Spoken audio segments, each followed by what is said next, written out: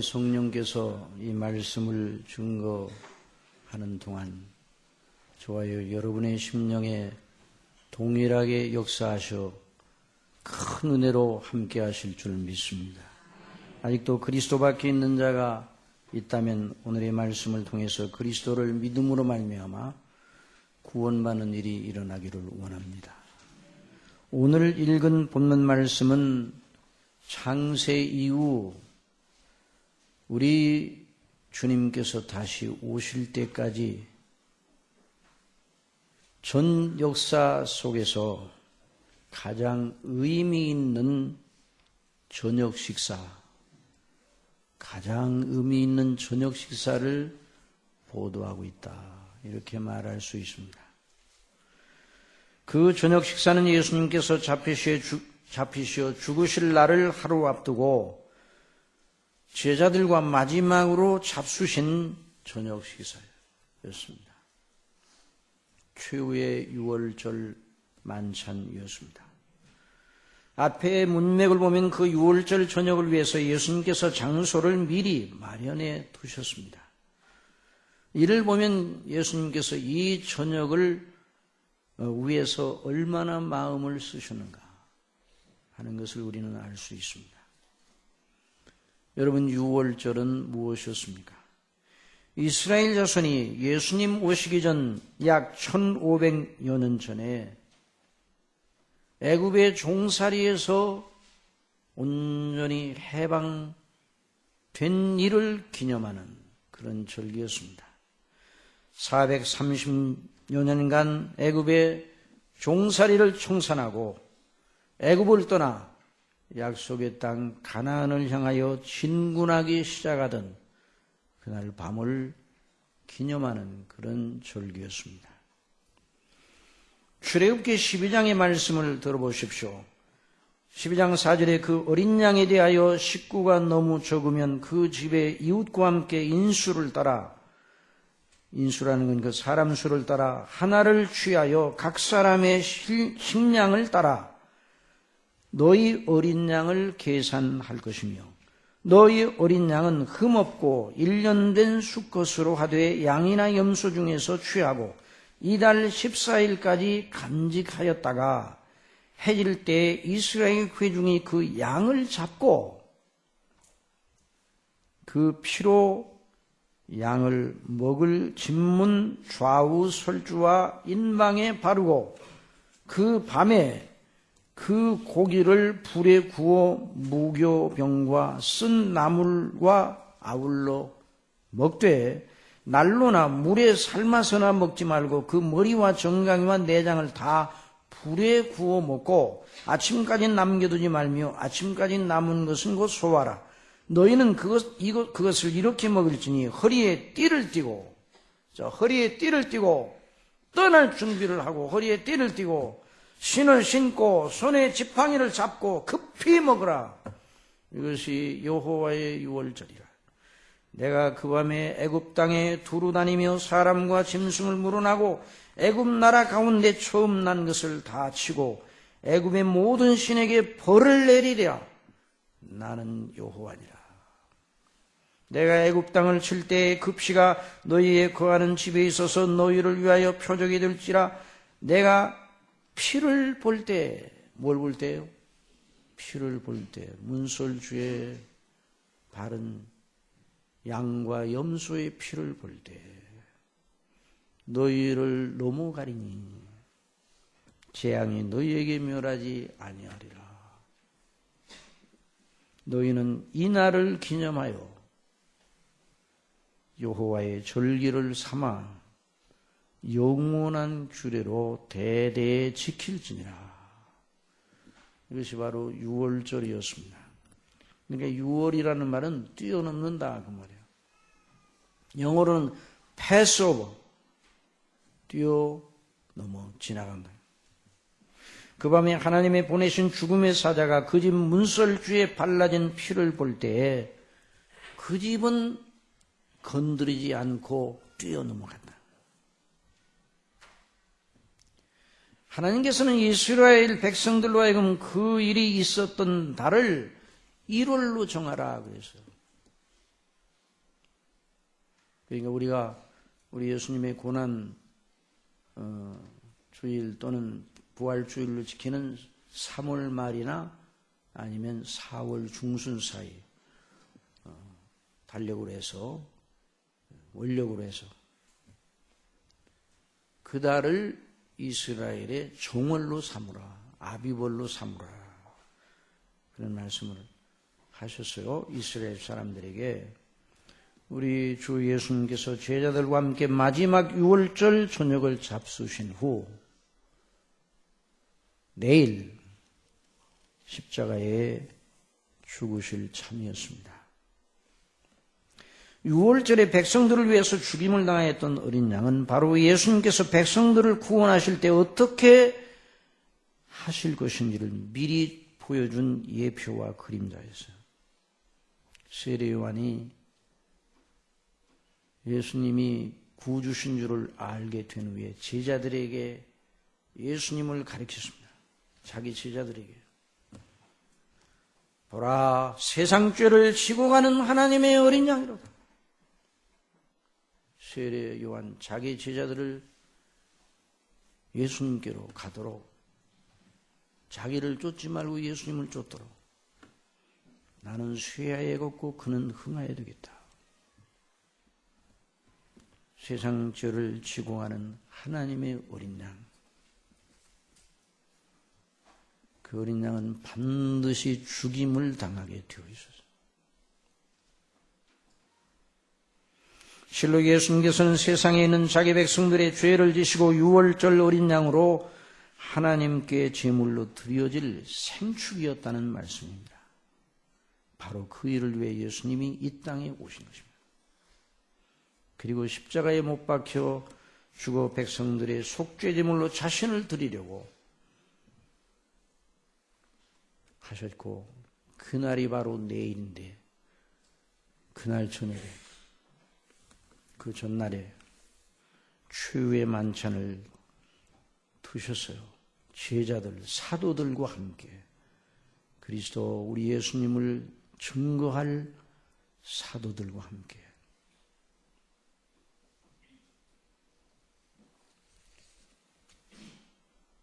내가 고난을 받기 전에 너희와 함께 이 유월절 먹기를 원하였노라. 내가 너희에게 이르노니 이 유월절이 하나님의 나라에서 이루기까지 다시 먹지 아니하리라. 그리고 그 저녁 잡수시는 중에 하나의 중요한 주례를 정해 주셨습니다. 떡을 가져 살해하시고 떼어 저희에게 주시며 가라사대, 이것은 너희를 위하여 주는 내 몸이라. 떡을 떼어서 내 몸이라.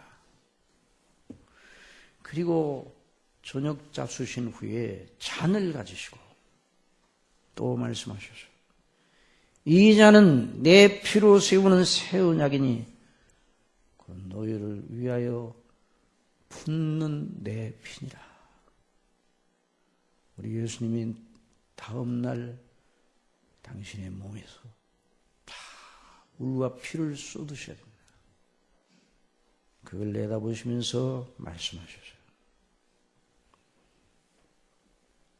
그러면서 우리 예수님께서 이를 행하여 나를 기념하라. 한번 따라합시다. 이를 행하여 나를 기념하라. 네.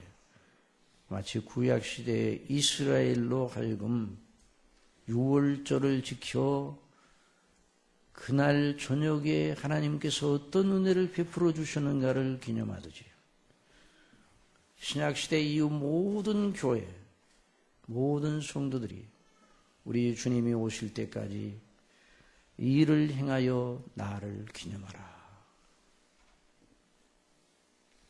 우리 예수님께서 정해주신 거룩한 규례, 교회가 지켜야 되는 거룩한 규례, 세례와 성찬이라고 아까 말씀드렸어요.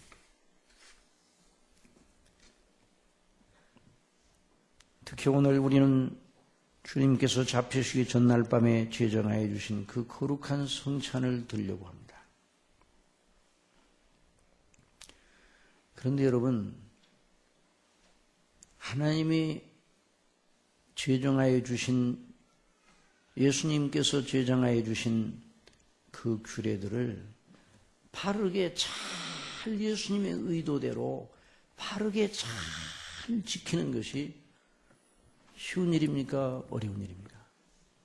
쉽지 않아요. 여러분, 이 세상에서 가장 어려운 일이 무엇인가라고 묻는다면 하나님을 바르게 예배하고 섬기는 일이 가장 어려운 일입니다. 이는 저와 여러분의 힘만으로 되지 않습니다. 은혜를 주셔야 합니다. 여러분, 구약 성경에 보면 하나님께서 당신의 영광을 나타내실 때 얼마나 백성들이 기뻐하고 춤을 추고 찬미를 올려드렸습니다. 홍해를 건너고 난 다음에 얼마나 놀라운 찬미를 하나님께 올려드렸습니다. 미리암이 소고를 잡고 온 백성이 바다를 가르시고 우리를 건너게 하시고 우리를 추격하는 바로와 그 국내를 물에다 수장시킨 하나님의 영광을 높이 노래가 있습니다. 그런데 금방 얼마 뒤에 며칠 뒤에 금방 하나님을 향하여 원망하고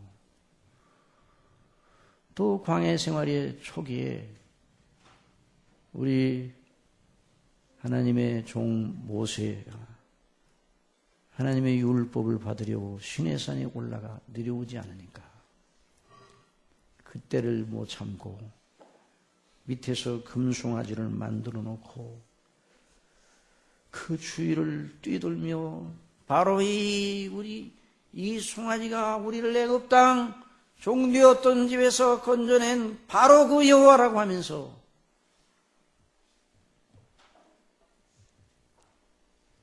악한 죄를 하나님 앞에 또 지었습니다.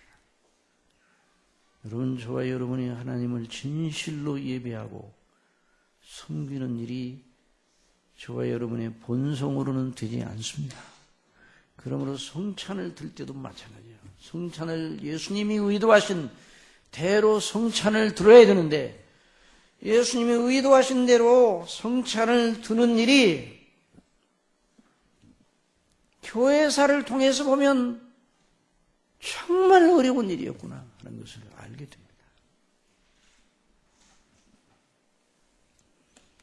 구약 성경 시대 구약의 역사를 보면 성경을 읽어보면 계속 이스라엘 사람들에게 하나님의 은혜를 베풀어 주셨는데도 불구하고 그 유대 민족의 역사, 유대인들은 자기들을 택한 선민이라고 자랑했지만 그 역사를 거슬러 올라가면 계속 미신, 우상숭배로 쩌들어 있었어요. 금방 우상숭배로 돌아가요. 금방.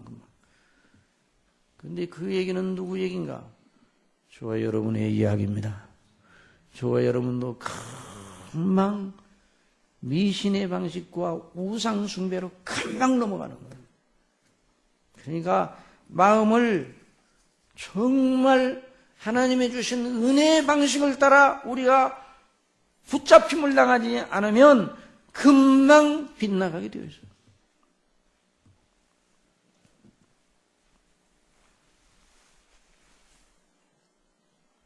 우리 예수님께서 아버지께 참으로 예배하는 자들은 신령과 진정으로 예배할 때가 오나니 곧 이때라. 아버지께서 이렇게 자기에게 예배하는 자들을 찾으시느니라. 하나님은 영신이 예배하는 자가 신령과 진정으로 예배할지니라. 신령과 진정으로 예배하라고 말씀하셨는데 성찬도 신령과 진정으로 성찬에 참여해야 됩니다.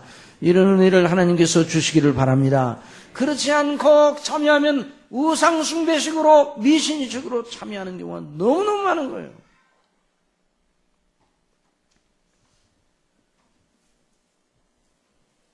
그래서 오늘 좀 시간이 걸리더라도 성찬의 의미를 바르게 알아야 되겠구나. 이를 행하여 나를 기념하라 말씀하셨어요. 기념하라. 기념한다는 것은 어떤 유익하고 좋은 일, 또 어떤 사람이 행한 오래오랫동안 기억하며 본을 삼을 만한 일이 있을 때 기념하라 그러죠. 그래서 각 나라마다 다 기념일이 있었기는. 그런데 여러분, 주님을 기념하는 일이야말로 가장 큰 일입니다. 누구를 기념한다고요? 주님을 기념하는 거예요. 주님이 누구시며 무엇을 하셨으며 그로 인하여 우리가 하나님 안에서 하나님 앞에서 어떤 사람이 되었는가, 본래 어떤 사람인데 그 예수님이 행하신 일로 인하여 어떻게 하나님과 어떤 관계가 되었는가? 그러므로 우리의 영혼의 행로는 앞으로 어떻게 진행될 것인가? 그 주님 때문에 그러므로 우리가 이런 은혜를 받았으니 어떻게 행해야 될 것인가? 이 모든 것이 다 수반되어 있는 것이 주님을 기념하는 일입니다. 예수님이 누구시며 무엇을 행하셨느냐고 누가 물으면 여러분은 뭐라고 대답하겠습니까?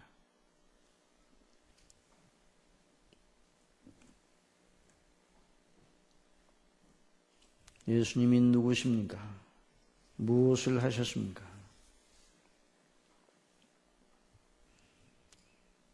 그것이 복음의 대진수입니다. 예수님이 누구시며 예수님이 무엇을 하셨습니까? 이것이 복음의 콘텐츠예요. 복음의 내용이에요. 복음 전부예요. 복음이 무엇인가? 주 예수 그리스도와 그 행하신 일이 복음입니다. 하나님의 아들 주 예수 그리스도 그분이 하신 일이 복음이에요.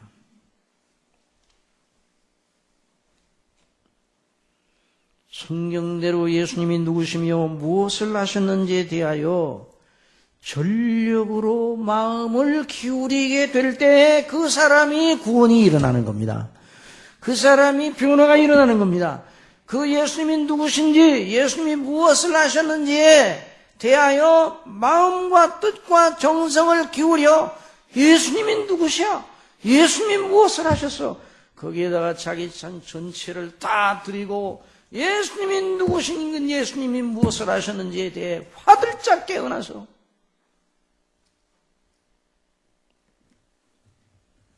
이런 일이 그 사람에게 일어나면 그 사람에게 천지가 개벽해도 일어나지 않을 놀라운 일이 그 사람에게 일어난 것입니다. 이런 일을 일으키시는 하나님께 영광을 돌리시기를 바랍니다. 성경에서 구원받을 만한 믿음은 무엇인가? 바로 그것이에요. 예수님이 누구신가를 성경대로, 한번 답해서 성경대로가 너무너무 중요한 거예요. 성경대로, 자기 의견대로가 아니라 왜 자기 의견대로예요? 성경대로 그리스도께서 누구신가? 성경대로 그리스도가 무엇을 하셨는가? 그걸 인하여 화들짝 깨어나서 잠깐 깨는 것이 아니라 근본적으로 깨어나서 그분이 바로 그런 분이셨어요. 그분이 바로 나를 위하여 그런 일을 하셨어요. 그분이 하신 일이 그런 의미예요. 그래서 거기에 눈을 뜨게 될 때 그 사람에게 하늘이 임한 것입니다. 하나님의 나라가 임한 것입니다. 그 사람에게 구원이 임한 것입니다. 그 사람이 영원히 죽지 아니할 그 놀라운 은택이 임한 것입니다.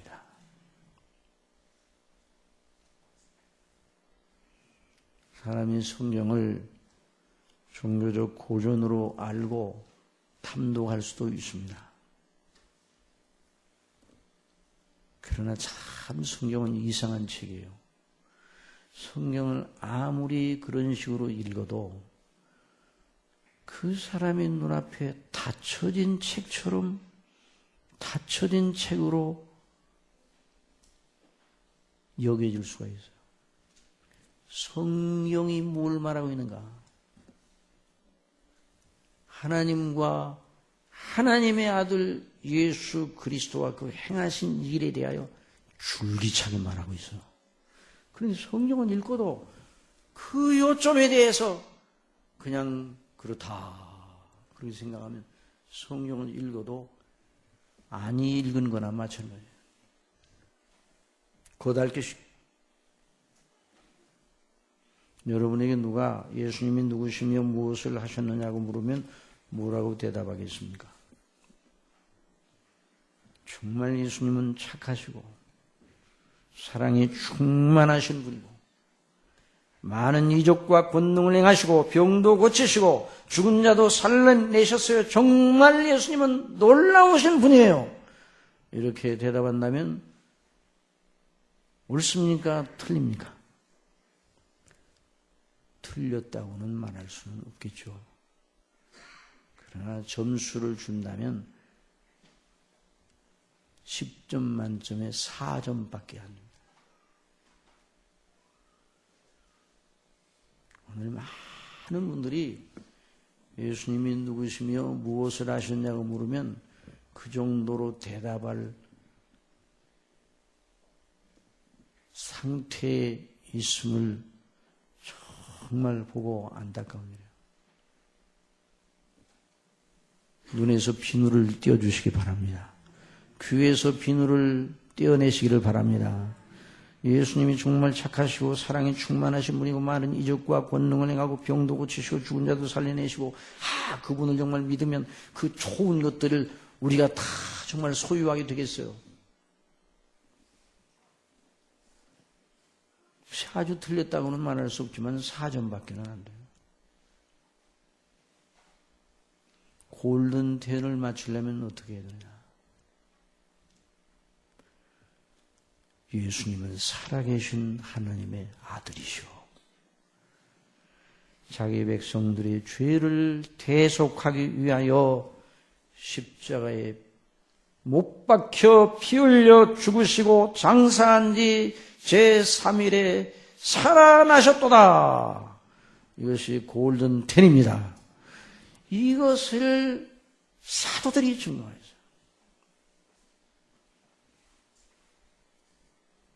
그럼 묻겠습니다. 여러분, 복음서에 나오는 예수님의 이적과 권능과 여러 표적들이 있잖아요. 이 내용이 예수님이 누구신가 하는 걸 보여주는 겁니까? 예수님이 무엇을 하셨는가를 말해주는 겁니까? 예수님이 무엇을 하셨는가를 말해준다고 생각하면 오해입니다. 예수님의 여러 이적과 표적과 행하신 전체는 복음서에 나타난 여러 가지 일들이 있잖아요. 예수님이 행하신 일들 전체는 예수님이 누구신가 하는 걸 보여주는 계시적인 표적이었어요. 예수님이 무엇을 하셨느냐고 물어보면 그렇게 대답하면 안 돼요. 예수님이 이적도 베푸시고 병든 자도 살리시고 죽은 자도 살려내시고 여러 가지 불치병도 다 고쳐주셨다. 예수님이 무엇을 하셨느냐고 물어보면 그렇게 대답하면 안 돼요. 예수님이 무엇을 하셨느냐고 물어보면 예수님은 자기 백성들을 위하여 자신을 대속의 제물로 드리셔 십자가에 못 박혀 죽으셨습니다. 이렇게 대답하면 맞은 거예요. 그러니 복음서 기자들이 복음서를 기록할 때 성령님의 인도를 따라서 단 두 가지 요점만을 생각하면서 기록하였어요. 예수님이 누구신가? 그걸 논증하기 위해서, 그걸 입증하기 위해서 예수님이 행하신 여러 가지 일들을 복음서에 기록한 것이에요. 예수님이 누구신가? 예수님이 바람과 바다도 잔잔케 하신 분이에요. 그분이 누구신가? 그분이 바로 하나님이시구나. 예수님이 오병이어의 그 이적을 행하셨어요. 보리떡 5개 물고기 2마리로 5,000명을 빼불린 먹이시고 12 바구니에 거두셨어요. 그러면 그게 무엇인가? 예수님이 무엇을 하셨는가를 말하기는 하지만은 본질적으로 그건 예수님이 누구신가를 보여주는 놀라운 표적이었습니다.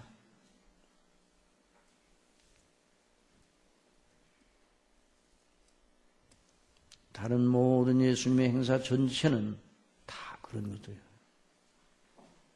예수님은 구약에 약속한 바로 그 그리스도와 하나님의 아들이시다는 걸 보여주셨단 말이에요. 그런 일을 통해, 공생의 과정을 통해. 그래서 제자들에게 너희는 나를 누구라 하느냐? 주는 그리스도시오. 다 같이 한번 따라합시다. 시작. 주는 그리스도시오. 살아계신 하나님의 아들이십니다. 이렇게 고백하도록 했어요. 너희는 나를 누구라 하느냐?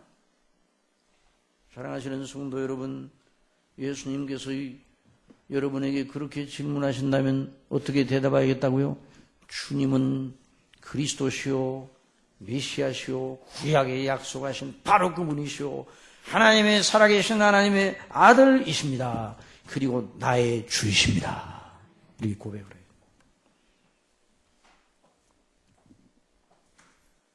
그가 무엇을 하셨느냐 물어보면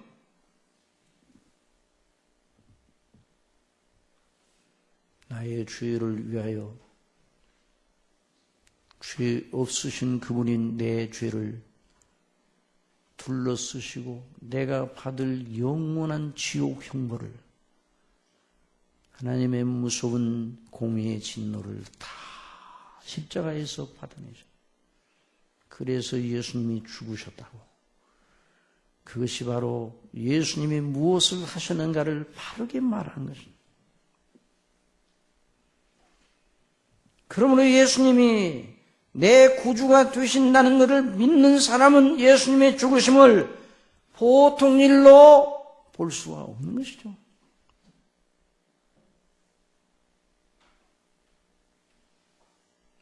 나를 위하여 창조주께서 죽으신 거예요. 나를 위하여 하나님 아버지께서 당신의 품속에 계신 독생자 예수 그리스도를 내어주셔서 아버지와 함께 창조주세요. 그런데 그분이 사람이 되셔서 이 땅에 오셔서 나를 구원하시려고 십자가에 못 박혀 죽으셨단 말입니다. 그래서 사도 바울은 내가 육체 가운데 사는 것은 나를 사랑하사 나를 위하여 자기 몸을 버리신 하나님의 아들을 믿는 믿음 안에서 사는 것이다. 그것이 바로 구원받을 만한 믿음을 가진 하나님의 백성들의 고백이 돼요.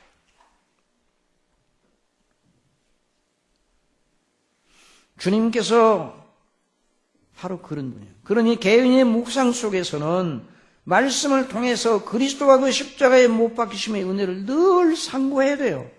하나님께 기도하고 감사하고 찬미해야 돼요. 그런데 왜 우리 예수님이 그러면 말씀으로만 그렇게 상고하면 되는데 성찬을 하도록 명하셨는가? 주님의 몸된 교회의 지체들이 주님을 믿는 한 믿음으로 한 성령님을 의지하여 하나님 아버지께 예배 드리면서 공적인 장소에서 주의 죽으심을 기념하라는 것이죠.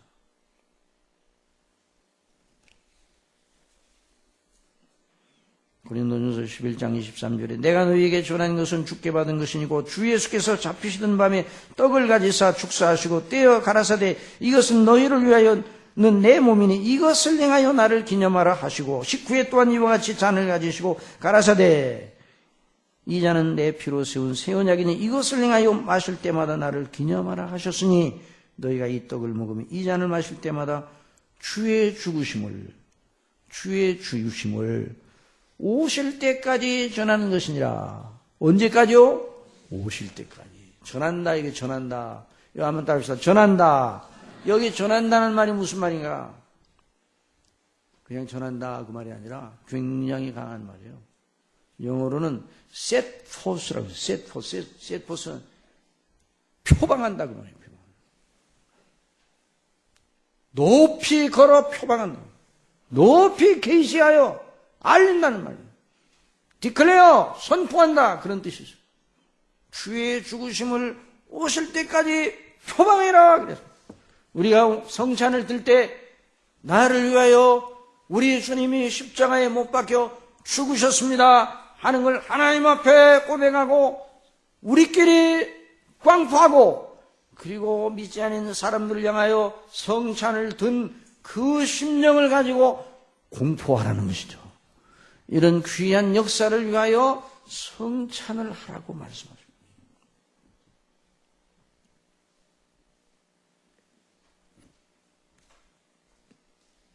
그런 성찬을 들 때 어떤 은혜를 주시려고 그러셨는가?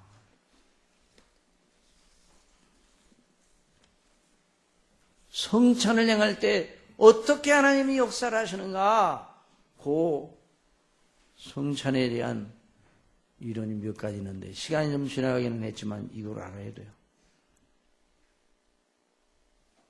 성찬과 연관한 여러 이론들이 있는데 몇 가지가 있어요.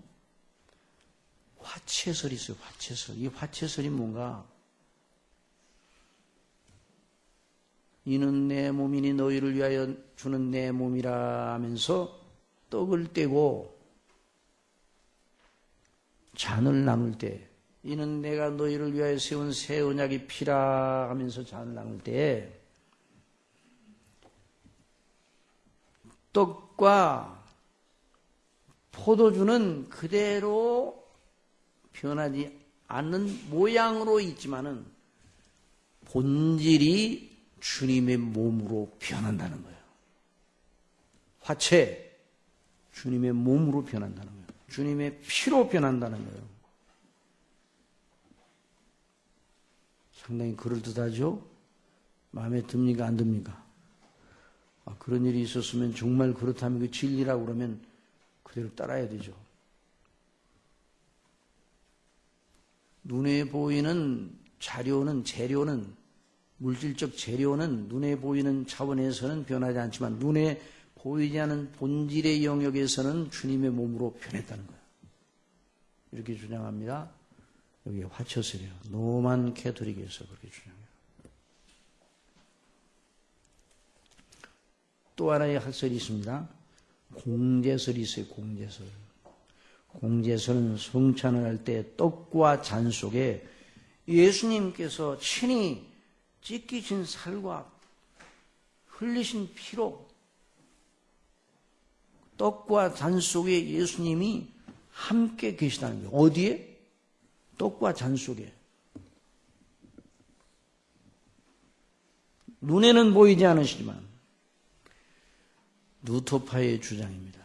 루터가 믿음으로 말미암아 의롭다 하심을 받고 오직 성경 은혜로만 우리가 구원받는다는 것을 강조를 하는 아주 위대한 종교개혁의 과업을 위해서 하나님께 쓰임을 받았는데, 교회론에 있어서 특별히 성찬에 관해서는 로마 가톨릭의 굴레를, 교리의 굴레를 성찬에 관해서는 벗어나지 못했어요. 그러니까 화채설하고 공제설이 유사해 보이죠? 이 두 이론은 가히 미신적입니다. 참 하나님 앞에서 이게 믿음을 지키기가, 바르게 하나님을 예배하는 것이 그렇게 힘든 거예요. 이 두 화채설과 공제설은 미신적이에요. 오늘 여러분이 떡을 들 때 이 떡 속에 우리 예수님이 계시겠다. 이 떡이 눈에는 보이는데 떡이지만은 본질은 예수님의 몸이다. 이렇게 생각하면서 잡수시면 안 돼요. 그러니까 물질적 요소 속에 신비로운 것을 투입하시려는 의도로 예수님이 그리하신 게 아니라 이 말이죠. 이런 불건전한 신비주의와 미신적 생각을 가지게 하고 주님의 십자가의 역사적 실제 자체에 대해서는 생각이 가지 않도록 하는 거예요. 자, 그러니까 우리가 말씀에 따라 믿음을 가져야 되는데 이건 사람의 종교성에서 나온 거예요. 세 번째, 상징설이 있습니다. 이 설은 쯔빙글리가 주장하였었는데 그는 미신적이고 신비로운 요소를 완전하게 배제할 양으로 주장한 이론입니다. 잘 들어보세요. 떡과 포도주는 예수님의 찢기신 몸과 흘리신 피를 상징하는 것에 불과하다. 그리고 그 성찬에 참여하여 상징적 물질을 통해서 예수님의 죽으심을 기념하는 것일 뿐이다. 그러니까 미신적 요소, 신비주의적인 요소를 제거하는 쯔빙글리가 한 단계 더 나갔어요. 그러니까 미신적인 요소, 신비주의적인 요소를 성찬에서 제거를 했어요. 그러면 이런 질문을 던질 수 있어요. 그러면 그 일이야 말씀 속에서 말씀을 읽고 묵상하면 되는 거 아닌가? 그러니까 이 쯔빙글리는 말씀에 대한 믿음을 강조를 했어요. 그러면 그 말이 틀린 건 아니지만은 그럼 무엇 때문에 성찬을 행하라고 하셨는가? 여기에 이제 문제점이 있어요. 네 번째, 한번 따라해봅시다. 영적 임재설. 자, 다른 건 나 따라하지 말라고 그랬는데 요것만 따라하라고 했어요. 요걸 주목을 해야 돼요. 이 주장을. 다시 한번 따라. 영적 임재설. 이것은 칼빈이 주장한. 근데 칼빈과 그 후에 오는 개혁주의 전통에 있는 모든 신학자들이 거의 이것을 받아들이고 있어요. 예수님의 죽으심의 역사적 사실과 그 은택을 기념하게 하신 주님께서 성찬을 하는 사람들에게 임재하신다. 좀 차이가 있죠? 자, 공제설과 화채설은 예수님께서 어디에 관여하시는 거예요? 떡과 잔에 관여하시는 거예요. 그런데 이 영적 임재설은 떡과 잔 속에 관여하시는 게 아니라 그 규례를 따라 떡과 잔을 들고 마실 때 그 마시는 사람의 영혼 속에 친히 임재하신다. 성령님으로 말미암아. 예수님께서 그 성찬을 제정하여 주셨으니 예수님이 그 당신의 죽으심을 기념할 때 그냥 내버려두고 너희끼리 하라 그런 것이 아니라 주님께서 친히 그 성찬 예식에 함께 임재하시고 그 영혼 속에 임재하셔서 놀라운 은택으로 함께 해주신다는 거예요. 여러분, 그러니까 사실은 말씀을 통해서 은혜를 받는 것과 성찬을 통해서 은혜를 받는 것과 본질은 똑같습니다. 그런데 성찬을 통해서 은혜를 받을 때는 또 그런 특별한 하나님의 은혜를 주시는 거예요. 그래서 개혁교회에서는 성찬을 자주 하고 아마 칼빈 그 목사님 시대에는 성찬을 아주 매주마다 하다가 또 나오면 이제 한 달에 한 번씩 하고.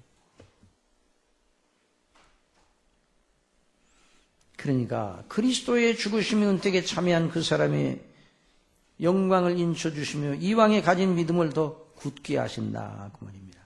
자, 웨스트민스터 신도 개요서에 이 주님의 성찬의 영적 임재에 대한 은택을 잘 정돈해 놓았습니다. 제가 한번 읽을 테니까 잘 들어보세요.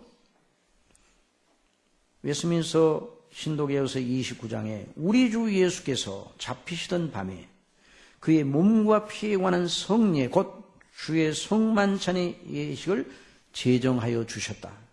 그리하여 주님의 교회로 하여금 세상 끝날까지 그 성찬 예식을 지키게 하셨다.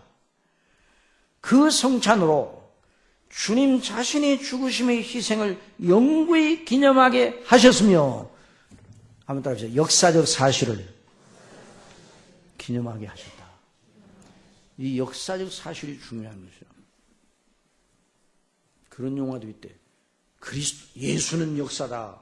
그런 용어도 있는데 그 내용을 잘 모르겠어요. 정말 예수님은 역사십니다. 역사 속에 오셨습니다. 가상적인 인물이 아닙니다. 예수님이 죽으신 것이 픽션이 아니에요. 꾸며낸 얘기 아니에요. 사실이에요. 이걸 늘 마음속에 두어야 돼요.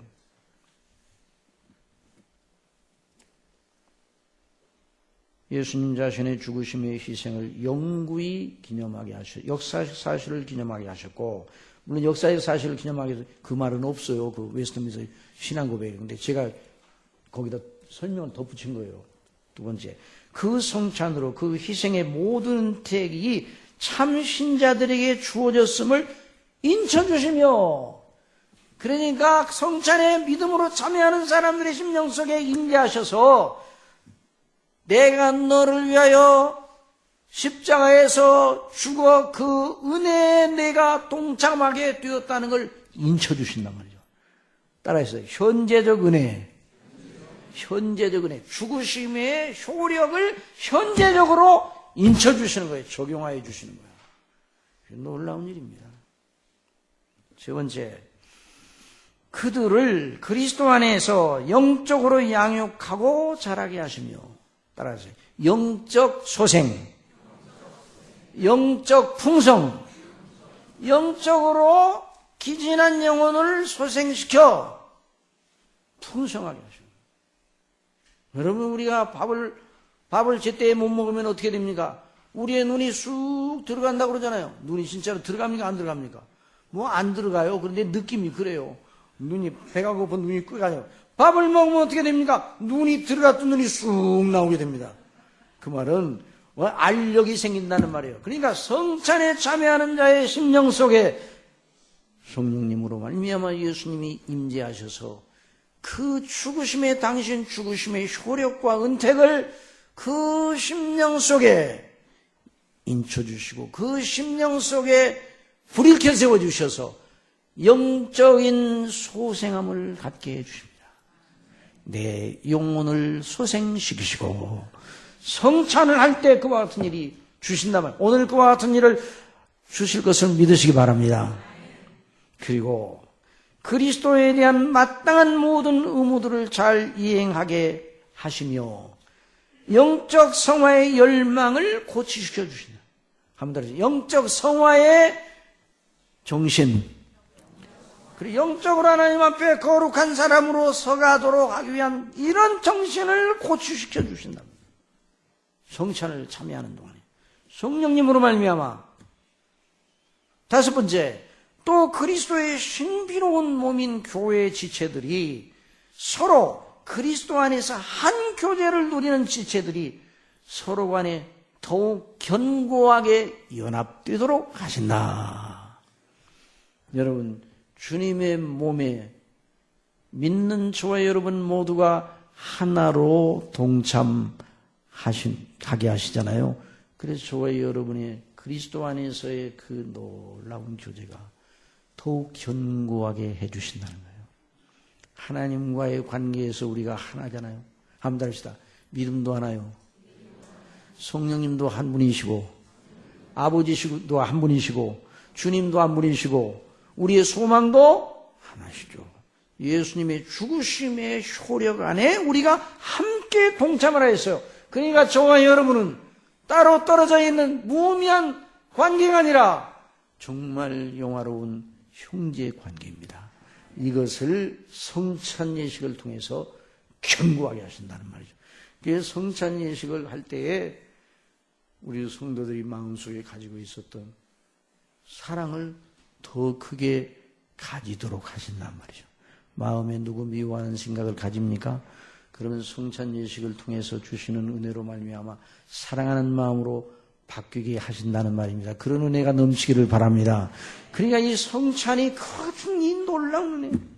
그러니까 오늘 우리가 성찬을 할 때 주님께서 죽으신 주의 그 놀라운 은혜, 그래서 그 십자가의 피를 흘려 주신 그 주님, 다시 사신 주님, 하나님 우편에 계신 우리 주님이 오늘 우리가 성찬을 들 때, 주님의 몸과 피를 기념하는 성찬을 들 때 성령님으로 말미암아 저와 여러분의 심령 속에 함께 계심을 믿으시기 바랍니다.